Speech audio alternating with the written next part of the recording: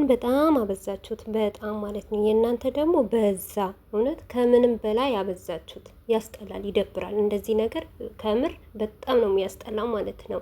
እዚህ ጋር አብርሽን ወዳችሁ ሩታን የምትጠሉ ወይም ደግሞ ሩታን ወዳችሁ አብርሽን የምትጠሉ ሰዎች ግን ጤነኛ ናችሁ?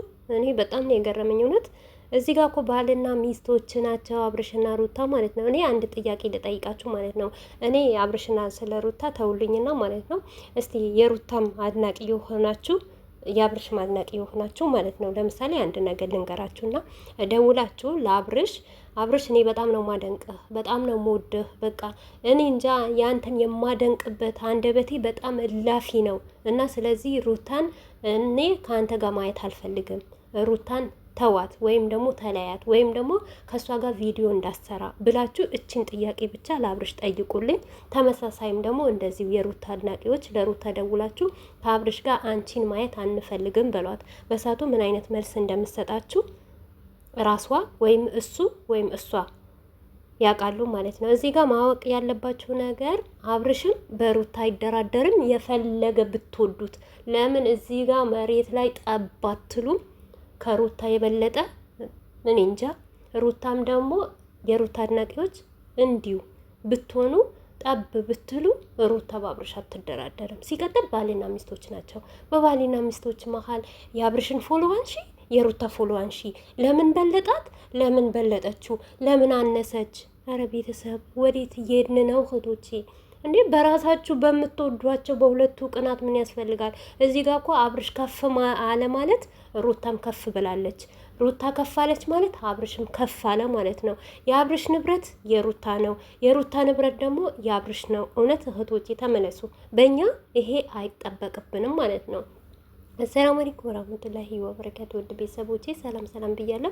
በያላችሁበት ሰላማችሁ ብዙ ትርፍርፍ ይበልልኝ። ይሄንን ቪዲዮ ከወደዳችሁ ላይክ፣ ሼር፣ ሰብስክራይብ እያደረጋችሁ ቤተሰብ ሆኑ እና ውድ እህቶቼ እውነት ለየትኛውም በኩል መልካም ሆኑ።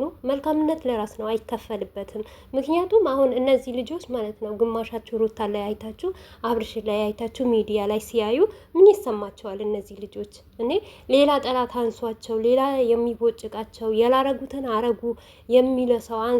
አሁን በሁለታቸው መሀል ገብታችሁ የአብርሽና የሩታ ደጋፊ እያላችሁ፣ ኧረ በእኛ እንደዚህ አይጠበቅም። እውነት እንደዚህ ነገር በጣም ነው የሚያስጠለብኝ። ግሬሰሪ ፋሚሊዎች ተመለሱ እባካችሁ።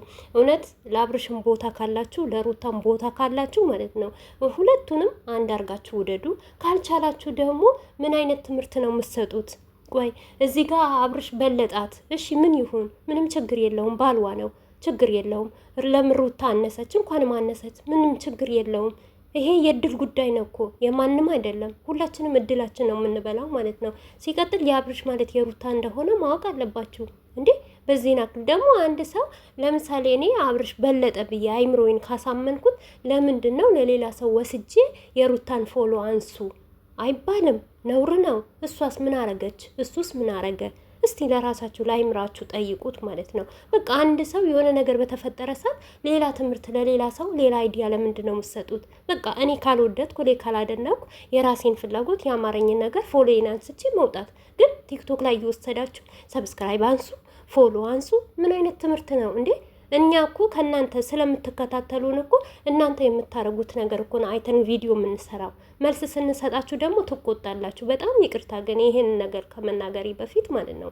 ግን ምን አለ መሰላችሁ እዚህ ጋር እኛ ባልና ሚስቶች በቃ በምንም እኛ የምንታወቀው መልካም እንደሆነን ጥሩ እንደሆነን እንደምናበረታታ ግሪሲሬጅ ፋሚሊዎች በምንም እንደማንም እንደማይደርሰን ነው የምናውቀው። ግን ዛሬ በጣም ነው ያዘንኩት። ምክንያቱም ባልና ሚስቶች ለያይታችሁ የአንቺን ፎሎዋንሲ ምን አይነት ትምህርት ነው የምትሰጠው? በተለይ አንድ እህት ያለች የአብርሽ አድናቂ ናት እና የአብርሽ አድናቂ ሆና የሩታን ፎሎና አንሱ የምትለው ለምን ይነሳባታል? በቃ ካልወደሻት ማለት ነው የአንቺ አብርሽን ከወደሽን አብርሽን ይዘሽ በቃ አብርሽን አድንቀሽ ቁጭ ማለት። ግን ለራስሽ ክፉ ሆነሽ ደግሞ ለሌላ ሰው ክፋት አታስተምሪ። እውነት በጣም ይደብራል። አንድ ሰው ክፉ ሆኖ ለሌላ ሰው በቃ ሌላ ሰው እንኳን ደግ ጥሩ መልካም ነገር ቢሆን ያንን ሰው ማበላሸት ማለት በጣም ሲቀጥልም ወንጀል ነው።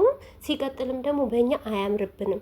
እኛ የሚያምርብን ሁለታችንም ስንወድ ሁለታችንም ስናደልቅ ባልና ሚስቶች ናቸው። ተለያዩ እንኳን ብንላቸው ማይለያዩ ሰዎች ናቸው እነዚህ። እኔ አንዳንድ ሰው እንዴት አድርጎ እንደሚያስብ ግራ ነው የሚገባኝ። እውነት ቤተሰብ እኔ በጣም እኔ እንጃ በአሁኑ ሰዓት ሚዲያው ራሱ እያስጣላኝ ነው እውነት። ለምን እነሱ ሰላም ፈጠሩ፣ በቃ ጥሩ ናቸው ሲባል ግማሹ ድራማ ይላል፣ ግማሹ የሆነ ነገር ይላል። ዛሬ ደግሞ ፎሎራንሱ ለምን ይነሳል?